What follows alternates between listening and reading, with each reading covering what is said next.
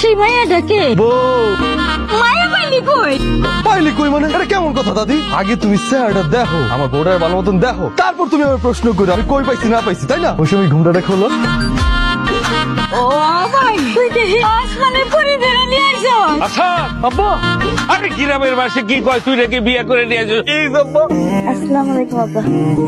ঘটনা তো ঘটে গেছে ভাই। অবশ্যই ঘটনা ঘটে গেছে, তোর ভাবি লিপস্টিক দেয় নেই ম্যাচিং কইরা। আরে ভাই এই ঘটনা না, কালাসাদ আছে না, কালাসাদ তো বিয়ে করে বউ নিয়ে আইছে, লাল টুকটুকি বউ ভাই। অসম্ভব, অত্র এলাকার একমাত্র লাল টুকটুকে বউ থাকবে আমার ঘরে। আই মিন্টু, উল্টা পাল্টা কথা বলে তোমার ভাইয়ের কান নষ্ট করতেছো কেন? একটা থাপ্পড় দিব বোধহয়, ফালতু কথাটা। এই এলাকার একমাত্র সুন্দরী বউ হচ্ছে আমি, তোমার ভাইয়ের বউ। তুমি এই গানের মধ্যে কি লইছো? কুসুম কুসুম গরম পানি, তার মধ্যে ফুলের পাপড়ি ছিটানো। নতুন বউ, হাত মুখ ধোয়ান লাগবো না? আমার জন্য এই হাত ধোয়া পানি কেন আনছে সেই কারণ কিন্তু আমি বুঝি। কি কারণে আবার? আপনি কি মনে করছেন আমার এই গায়ের রং আসল না? আমার এই গায়ের রং আসল রং। এই যে দেখেন গায়ের রং কিন্তু এক ফোঁটা উঠে নেই দাদি, এটা আসল রং।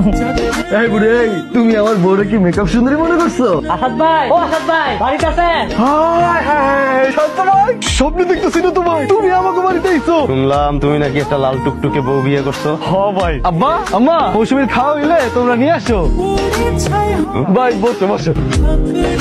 বেটা তুই চেয়ারটা সরাই ফেলাইছিস। আমিও প্রথম দেখা অজ্ঞান হয়ে গেছিলাম, এখনো সেই ঘোর কাটে নাই। আচ্ছা এটা তুই কি করলি ভাই? এটা কারে বিয়ে করে আনলেন আপনি? এটা তো মাইয়া না, এটা তো সাক্ষাৎ পরি। আরে ছাড়ো, লাগতেছে তো। তুই যা, তোরে যেন আর চেয়ারম্যান বাড়িতে আমি না দেখি। যা তুই যা। আরে পাগলের মতো এসব কি কইতেছো তুমি? আসাদের বউ সুন্দরী, তা আমার দোষ কি? তোর দোষ, তুই হাইরা গেছো। এতদিন তুই রূপে গুণে তুই ছিলি বেস্ট, এখন আসাদে কাইল্লা আসাদের বউ বেস্ট, তুই ওর নখেরও যোগ্য না। তুই বাইরে বাইরে বাইরে, আমি তোর দেখতে চাই না, বাইরে।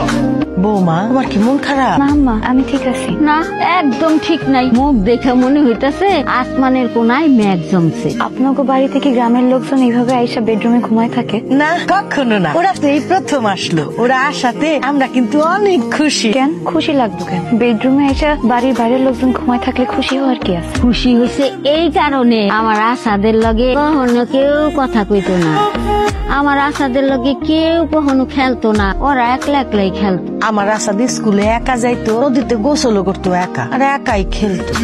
কেন ওনার গায়ের রং কালো বইলা? এই যে চা দাও দাও, তুমি খাও। ভাবি এত লজ্জা পাওয়ার কিছু নাই, ভাবতে পারেন আমরা এই বাড়িরই পোলা। ভাবি এত সুন্দর, ভাবির হাতের চা জানি কত স্বাদ। আহ কি মজা, চা তো খাইতেছি না, মনে হইতাছে অমৃত সুজা খাইতেছি। একটু চিনি লাগবো? যাও মৌসুমী, একটু চিনি লেও। এটা কোনো কাজ করলি? এই রাত্রেবেলা ভাবিটা কষ্ট করাইলি, চিনিটা তুই আনতে পারতি না?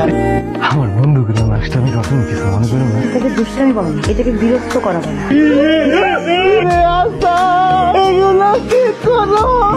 ভাবি জানালা বন্ধ আছে কিনা আগে চেক করে নিয়ে। পরে আইসি।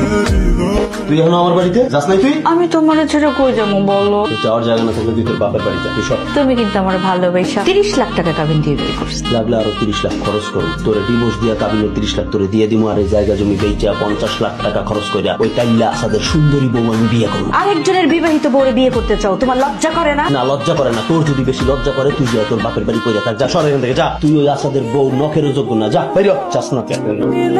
গুড মর্নিং ভাবি, আইসা বসছি। আরে বন্ধু ইকবাল, তোরা আমাকে বাড়িতে এত সকালে? বাড়িতে সকাল সকাল আইলে কি কোনো সমস্যা আছে নাকি? কোনো সমস্যা নাই, এই তো ভালো করবো। তোরা সকাল সকাল এই বাড়িতে কেন? আমরা ভাবির দেখতে আইছি, তুই কি লেগাইছো? আরে আমি আইলাম আসাদ আমার ভাই না, ওই নতুন বিয়ে করছে, কোনো সমস্যা আছে কিনা জানার জন্য। ভাবি কোনো সমস্যা থাকলে আমার বলেন, আমি অত্র এলাকার চেয়ারম্যানের বলা বলেন। কোন সমস্যা নেই। আমি সিদ্ধান্ত নিয়েছি আজকে সারাদিন তোকে বাড়িতে থাকবো। আমিও থাকবো।